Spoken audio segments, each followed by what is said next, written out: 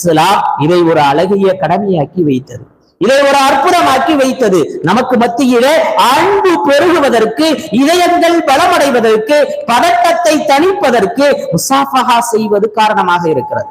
முசாஃபஹாவில் இத்தகைய அற்புதமான நலவுகளும் நன்மைகளும் குவிந்து கிடக்கின்றன. இன்னைக்கு மறைந்து வரக்கூடிய, காணாமல் போகக்கூடிய ஒரு அமலாக இந்த அமல் இருக்கிறது. நாங்க சின்ன பிள்ளையா இருக்கையில அன்று ஜும்மா தொழுகைக்கு வரப்போது இமாம் இடத்திலே முசாஃபா செய்து ஒருவருக்கொருவர் உறவினர்களும் சகோதரர்களும் சலாத்தை பகிர்ந்து கொண்டு, அன்பை பகிர்ந்து கொண்டு செல்லக்கூடிய சூழ்நிலைகள் இருந்தது. இன்னைக்கு ஜும்மாவுக்கு வர்றது கடைசி, வெளியில போகிறது ஃபர்ஸ்ட்ங்கிற ஒரு சூழ்நிலையில இது மாதிரிய அமல்கள் எல்லாம் காணாமல் போய்கொண்டிருக்கிறது. எனவே நமக்கு மத்தியிலே கோபம், குரோதம், பிடிவாதம், விட்டுக் கொடுத்தல் இல்லாமல் இதயங்கள் இணையாமல் பிரிந்து கிடப்பது வேதனையிலும் வேதனை. இதயங்களை இணைப்பதற்கான பல வழிகளை இஸ்லாம் நமக்கு சொல்லித் தருகிறது, பல வழிகளை நமக்கு இஸ்லாம் காட்டி தந்திருக்கிறது.